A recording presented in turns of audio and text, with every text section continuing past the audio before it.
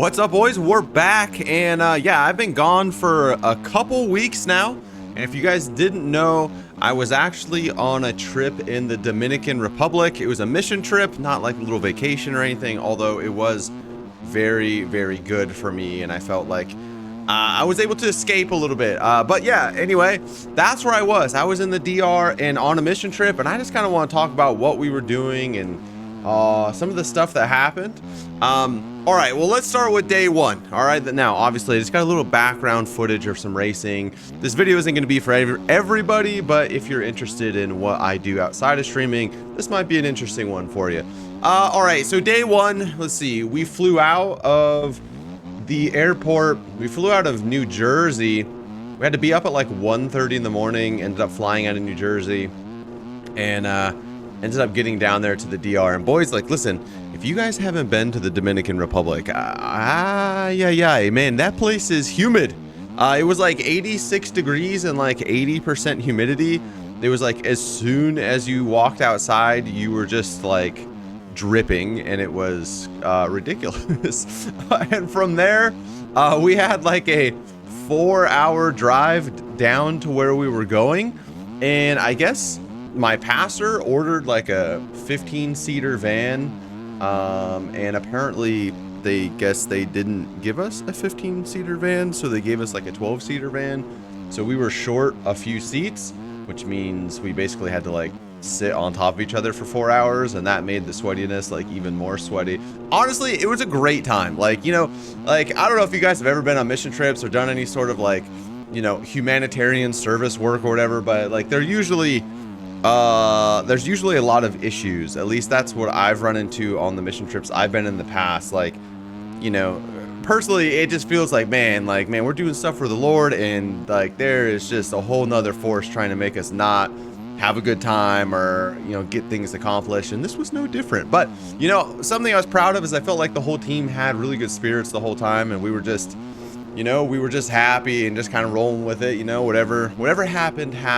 So anyway, we drove like 4 hours down. It took way longer though, because traffic is crazy there. Like, man, it just seemed like there was like no traffic signals whatsoever. Like, it was just like every man for himself, it seemed, you know. It's just like you come to an intersection, there's like 4 lanes intersecting with 5 lanes, and it was just like, good luck, you know, like just send it, whatever happens.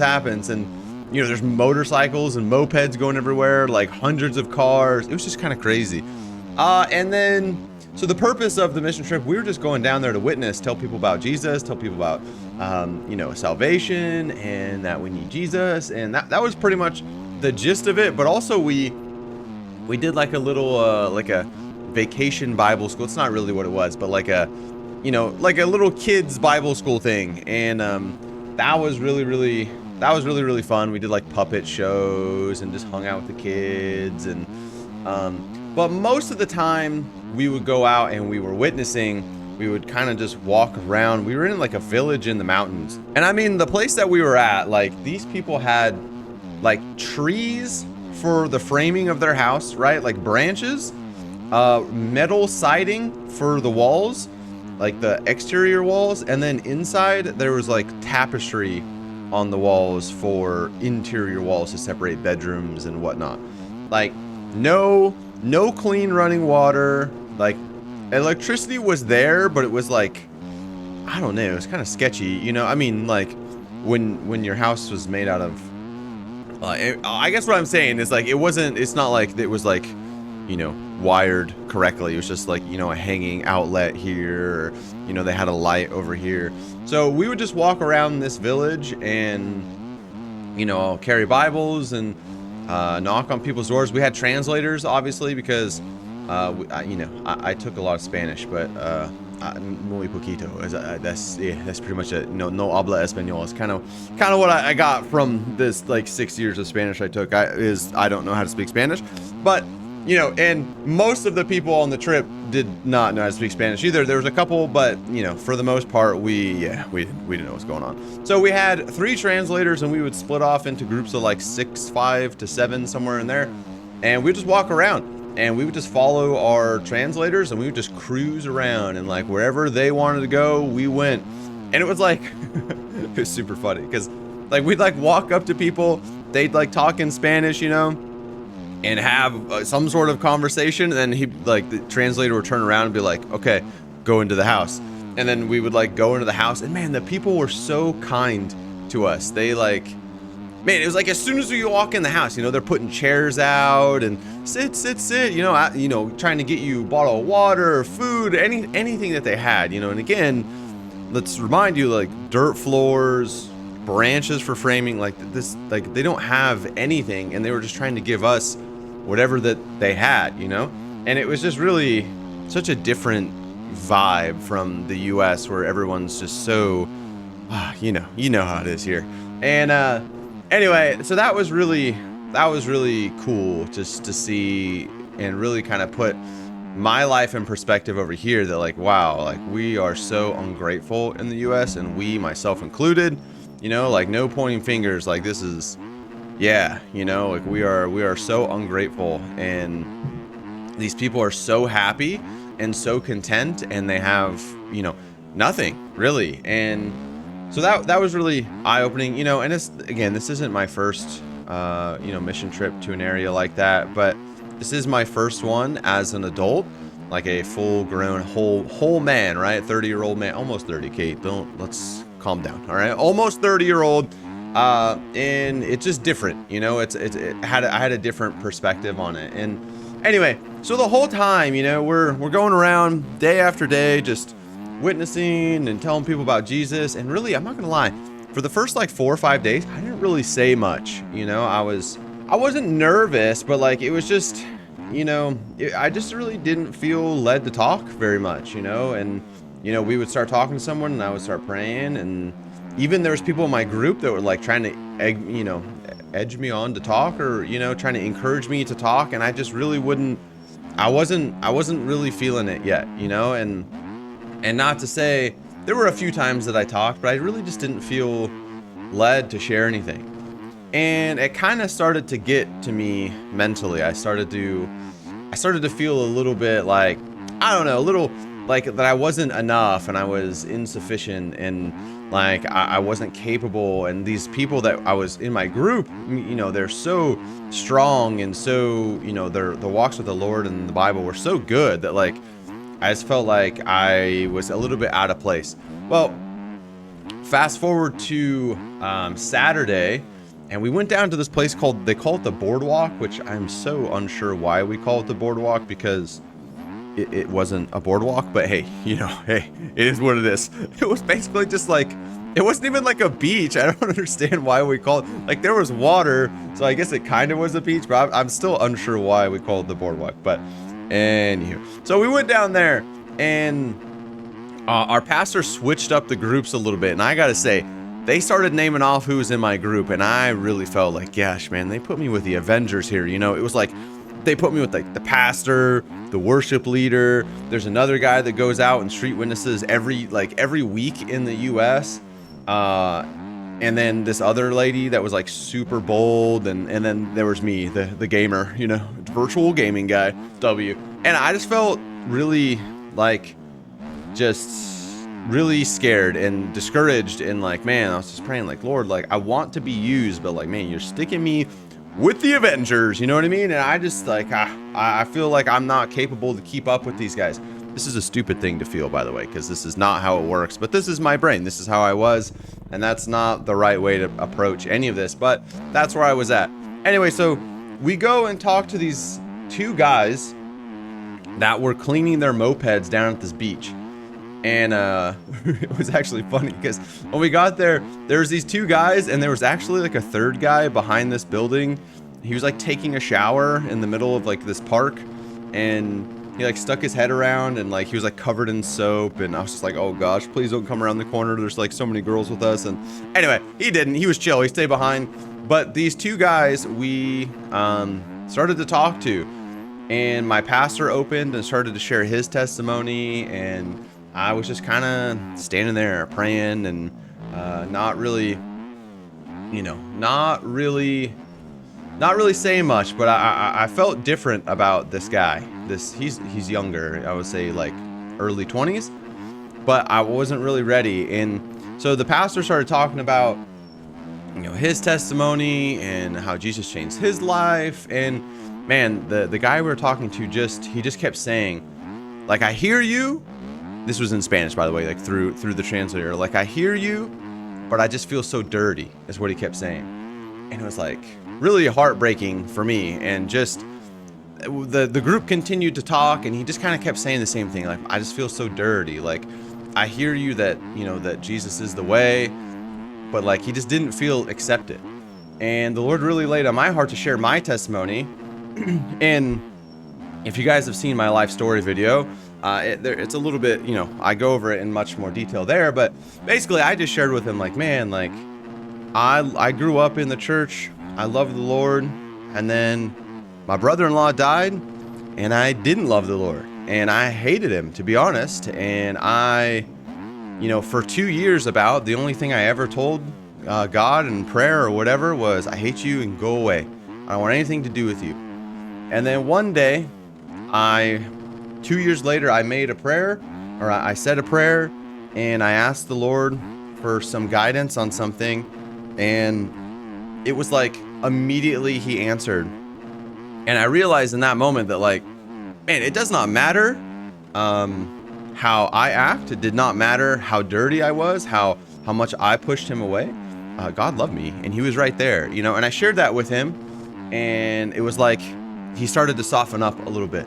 But like, man, I had never seen a spiritual battle over this guy, like over anyone like this I have ever in my life. Like, it was like I could visually see him just wrestling and just struggle, like just a giant struggle bus. And even my pastor said, man, I've gone on this trip for 11 years and I've never seen somebody struggle that much with wanting to do it but just not being able to. And so it didn't, I could tell it softened him up a little bit, but like, it's still, we continued to kind of work around circles and talk, and he just kept saying the same thing, like, I'm just not good enough and I'm not dirty. And we continued to explain to him that, like, man, like, the whole purpose of, the Christian belief is that we all suck, and none of us are good enough. And that's kind of the whole point, is that we're all dirty and we need Jesus to be clean. And he kind of wrestled with that a little bit, and it was so weird. I remembered something that someone had told me a few days ago that I had never heard before, and it just like popped into my head. And it was like, when do fishermen clean the fish, before or after they're caught? And I felt like that was really fitting, because I feel like that's like culturally more like makes sense to him, and it was very simple and clear. And man, I was like just so blessed. Like, the Lord just totally gave that to me. I hadn't thought of that or anything. It was just like boom, popped in my head. And I shared that, and man, he like softened up even more, to the point the dude started talking to me in English, like good English, like out of the blue. He just like starts talking to me in English. And it was like he was using his language barrier to keep us at distance because he was nervous, or, whatever. There was a wall there, and then he let that wall down. And man, me and him just started talking, and it was such a blessing. And he continued to say the same things. We just talked and talked and talked. And this went on for like, I think we talked to him for like an hour and a half. And he just continued to say the same thing. Like, I want to, and I believe in the Lord, and I want to accept the gift, but I'm just too dirty. And I don't remember if it was him or somebody else in the group, but somebody in the group said the word oppressed. And that, again, brought something to my mind that I just wasn't even thinking of. Like, for me, when I go on mission trips, like, there are testimonies and Bible verses and all these things that I'm like plotting to share with people that I think will be helpful or whatever, and which I think is okay, but also like it's kind of dumb for me to think I can have it all figured out, not just trust the Lord. But this story that the Lord gave me in that moment, I had not thought of, I had never shared with anyone, and it just came to my mind. And it was a story that, like I said, I've never shared this with anyone, so now I'm putting it on the internet, which is also fun. But anyway, it was a story that I used to struggle with anger and suicide and rage, like uncontrollably. I mean, there were days, more days than not, that I would just sit in my house, ready to die, contemplating, trying to figure it out how to how to take care of it, setting up, trying to figure out how to make it the easiest way. So my family, had the easiest, which is ridiculous to even say, but just trying to plot this in a way that was the easiest for everybody and that would get me out of this world. And I struggled with that for years and years and years. And then there was one day it all kind of just came up and I was angry. I was in just blind rage. And I remember my wife sat me down and we talked and she prayed over me. And it was like in one 60-second prayer, that anger, that self-hate, all that stuff was gone. It was just gone. And it was like I could feel it leave. Like, I don't know how to explain it. People are probably tripping right now listening to this, but it's true. Like, the power of Jesus is there and it was gone, and I shared that with him that, like, man, I can see, that, and you feel it, that you feel oppressed by whatever it is that is making you dirty, and that one prayer and it can be gone. And man, he decided to accept the Lord and we prayed over him. And I have never seen somebody so free and so happy. And it was just so cool, and that was on Saturday. And I was able to get his number, on WhatsApp. And so I text him, and we're going to try to keep in contact. And the whole time, what was super cool too, is like his best friend was there. Remember I said at the beginning that there was 2 of them? Well, his best friend was there. And his whole time, his best friend was saved already. And so his best friend was walking behind us and we was praying. And man, when he accepted the Lord, his best friend came up and gave us all hugs and he was crying. The guy that got saved was crying. I was crying. And my pastor was crying. Everybody was crying. It was just such a cool thing. And I was just, man, it was just such a blessing to be a part of that. And then the next day was Sunday and we had church and just kind of we did some stuff with the kids, like a little youth group and just a little Bible lesson for the kids. And then Monday, which was our last day, we went to the beach and just kind of had a rest day. And man, I'm not a beachy dude, but I was a beachy dude that day, you know what I mean? I was chilling. I was just really, really nice, man. It was just nice to kind of pray through and reflect on the week. And I learned a lot, man. I learned a lot on that week about just honestly areas that I have been struggling as a husband, as a father, as a content creator. And I've learned a lot. I feel like I've grown a lot in that week and I was just really, really blessed. And I appreciate you guys just, sticking around. I could still see I was getting comments and people were engaging and, liking stuff. And man, I just am grateful for your guys' support, even while I'm gone. And I'm back. Man, there's a lot of announcements this week. Holy cow. Okay, lock it in, dudes. There's a lot. There's a lot. You know what I mean? Oh my. Okay, we made some moves right before I left, and then I took off, and I didn't get to announce any of it. But there's gonna be a lot coming out this week. That's pretty gnarly. I'm not gonna lie. A lot of really big things for me. A lot of really big things for the channel. And I'm just really blessed. And I wanted to share that story with you. I felt like it was a really just cool interaction with somebody and just a really cool testimony that and if any of you guys are struggling with anything like that, you just feel hopeless and dirty, and the answer is Jesus. And if you need to have that conversation or you want to have that conversation, man, find me on Instagram, Twitter, X, whatever you want to call it, TikTok, Discord. It's all in the link. It's all down below. Okay, find something, message me, let me know. I will happily have a conversation with you, even if you just need a buddy, even if you're yo, Doc, I'm not ready for Jesus, but I just need to talk to somebody. Listen, I love you. Let's have a conversation. Let's hang out. Man, I'm just glad to be back. I'm happy. I'm ready to get back into it. I feel very refreshed, and I'm really bad at bikes, though. I'm not gonna lie. I jumped on a little bit. I'm kind of buns at bikes, I basically took 2 weeks off, and yeah, I'm not very fast, but it's okay. It'll come back. It's like riding a bike. Well, anyway, okay, all right. I love you. Thank you guys, and yeah, I just want to share that with you. I hope that you guys have a blessed day. And I'll be seeing you streams soon. Streams, and then there's gonna be a lot of streams. More on that soon. All right, boys. Peace. Peace.